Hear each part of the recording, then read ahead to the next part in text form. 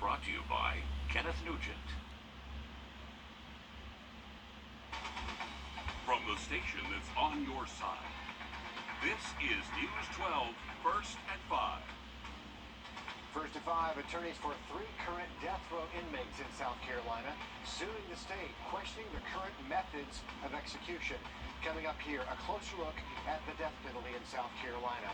But first up, we're tracking the forecast in just about 10 minutes. Riley, thanks a lot. In Burke County, 3 men in jail believed to be suspects in an early July murder.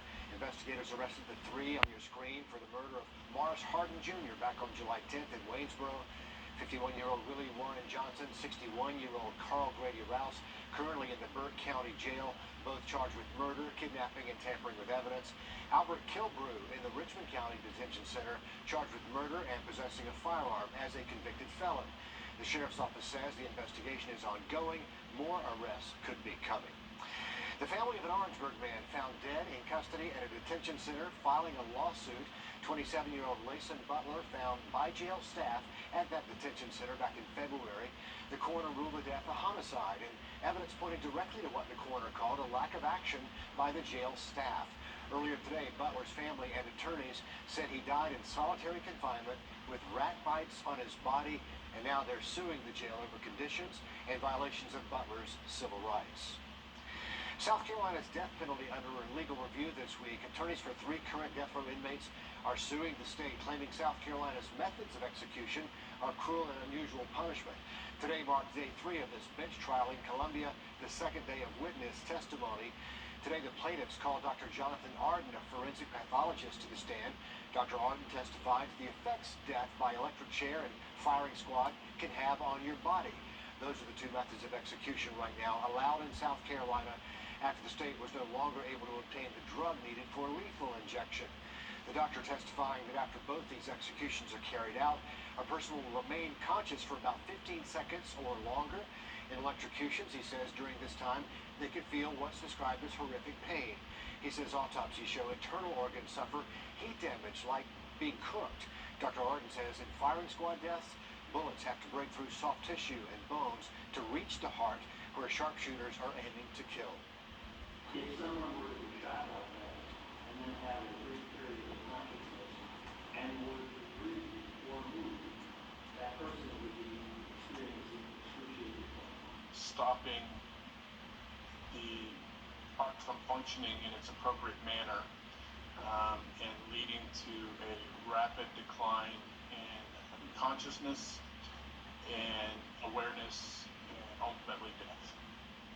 That trial is expected to wrap up Thursday, and once it's over, the South Carolina Supreme Court has given the judge 30 days to deliver a ruling.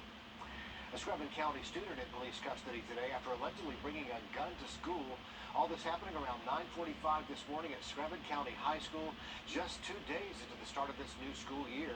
Administrators found out about the firearm. Law enforcement responded quickly, they say, and detained that student without any trouble. They say the student did not have any ammo, and the school system releasing this statement saying they appreciate the quick actions of the administrators and the quick response of local law enforcement in this situation.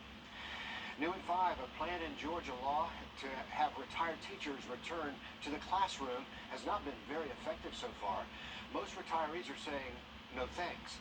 House Bill 385 lets certain retired teachers return to the classroom while continuing to collect their full pension and full-time pay. To qualify, teachers have to be retired more than a year after 30 years of experience, and they have to work in an area of high need.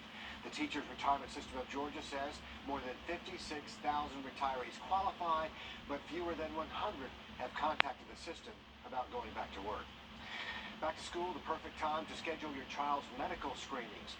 Medical experts say scheduling these kinds of appointments around school time helps parents stay more consistent with keeping them. One Georgia healthcare professional says families should consider creating a back-to-school health checklist along with routine questions to ask doctors every school year. She says that will help get some kids back on track with care and immunizations with so many interruptions to medical care over the last couple of years. Just making sure too that all the medications that a child might be on are up to date. Obviously making sure there's no abnormalities in the check. Making sure the child is up to date on all their vaccinations, particularly as perhaps patients and families may their checkups during the COVID pandemic. She says that list should include a wellness visit, dental cleaning, a yearly vision checkup, and a mental health screening as well. Okay, parents, this is the last weekend before school starts, and the MCG Pediatric Clinic is having a back-to-school health fair. It's coming up Saturday from 8 until 4, providing free services for kids who need vision and hearing tests, vaccinations, dental screenings, and they'll have limited school supplies available as well, all happening at 1447 Harper Street. And as always, you can find out more on our website, Wrdw.com. The Richmond County School District holding more open houses today for middle and high school. Davidson Fine Arts Magnet, A.R. Johnson Magnet, Richmond Technical Career Magnet Schools. It's going on now until 6 p.m. The Washington Wilkes Open House for 10th to 12th grade students, that's tomorrow from 2 until 4 in the afternoon. While the elementary school will be from 9 in the morning to 11 a.m., then again from 1 till 3, depending on your child's homeroom teacher. Then next Thursday, Aiken County holding a Meet the Teacher event. That's going on from 3:30 until 6 in the evening. We have an update on yesterday's story about a bill to expand benefits for millions of injured. Still to come, first at 5, a photo making the rounds on social media of what not to do when seeing a bear in the wild, especially up near the Smokies. It's highlighting the importance of bear safety. We'll tell you what happened with this encounter. And it is a wetter afternoon across the CSRA. Sea breeze storms pushing inland. Giving an update on radar and the rest of the week's forecast just after the break. Time early August 5th through the 7th.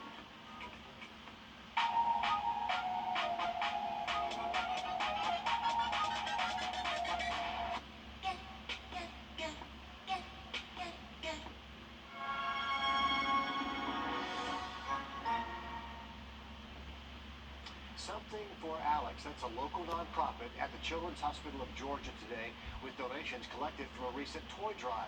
This birthday project is in memory of Alex Newton, who was killed during a home invasion back in 2016. But his memory lives on. This afternoon, the group outside the hospital bringing those toys in. The nonprofit has a website outlining their projects and how you can get involved. It's somethingforalex.org, and we salute them because a lot of kids will appreciate those toys who are in there going through all kinds of procedures. Absolutely, definitely a great cause. With us the next 7 afternoons. Now to this wild story. A woman at a Tennessee hotel walks up to a bear and starts petting it, leading to a very close call. Sam Luther spoke with witnesses who saw it all go down. She was like petting the nose and everything, and then she puts her hand out like she's pretending she has food for the bear.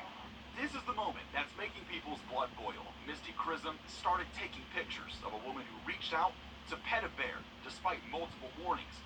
Some came from Joshua Tafoya. We told her several times, like, look, you're about to be bear food, you need to get away. But that didn't work. Witnesses say the bear swiped at the woman, and only then did she walk away. Bear sightings at the Quality Inn Creekside are a regular occurrence. We typically, pretty much every week, see the same bears, about 4 to 5. That visit almost daily. In fact, I hadn't been there 5 minutes for this interview when this happened.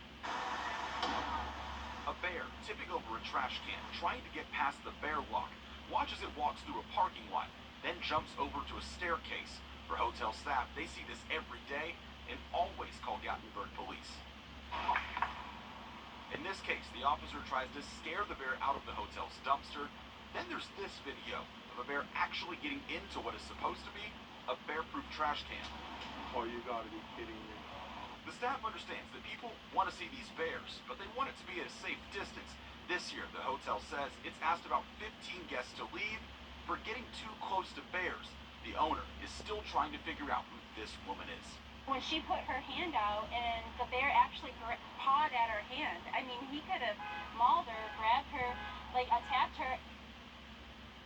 Yeah, those bears are really mobile. They can get over those rails really easily. The owner says there have not been any bear attacks since he came to that hotel back in 2016, but he does remind his guests to follow the signs, do not engage with the bears. Walking through the parking lot, even. That'd be a shock to see. Well, if you get an unexpected text or call from what appears to be your bank, watch out. We're on your side with a look at some banking scams making the rounds after the break. You're watching First to 5. Go on. A major credit mistake could cause you some financial problems. The Atlanta-based credit company Equifax admitting a coding error caused it to send lenders the wrong credit scores. For a lot of people, that wrong score could have led to people being denied loans or getting higher interest rates than they should be paying.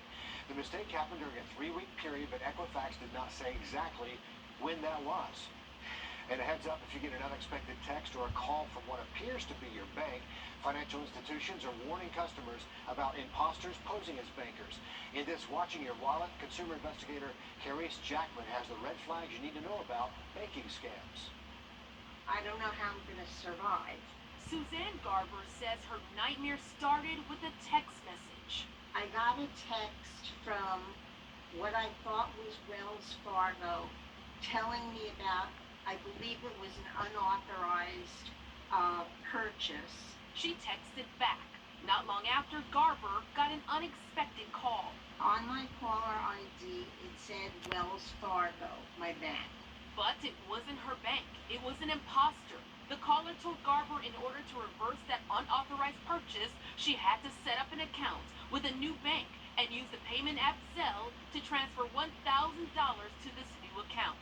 She sent the money, and it left her in a desperate situation. I don't have money to go out and buy food. According to the FTC, in the first half of 2022, text fraud cost consumers $137 million. Darius Kingsley with Chase Bank says if you ever get a suspicious text from someone saying they're from your bank, don't respond. So then the scammer knows that you responded. So they'll call back right away and they'll get you on the phone and they'll say, oh, thank you so much for replying to that text. It doesn't matter if it's a phone call, text message, or email. Kingsley says scammers are finding creative and sometimes aggressive tactics to trick you. The FTC's latest data shows in 2021, there were 33,000 reports of bank fraud tied to debit cards and electronic transfers. And in the first quarter of 2022, there's been a 15% increase from the end of last year. Chase recently sent out an alert warning customers to watch out for scams. If you do get that kind of call, again, just hang up on it. If you get that email, delete the email. Don't click on any links on it. As for Garber, she filed a complaint with her state, sent a letter to her bank, filed a police report, and notified the BBB. We reached out to Wells Fargo. They said they were using website warnings and social media posts to help consumers like Garber avoid scams such as these. They also said only send money via Zelle to known and trusted recipients. With this Watching Your Wallet, I'm Carice Jacqueline. Well, we got a good bit of showers and thunderstorms on radar this afternoon. We'll likely be tracking more of those heading into the weekend forecast. Have an update for the rest of this evening just after break.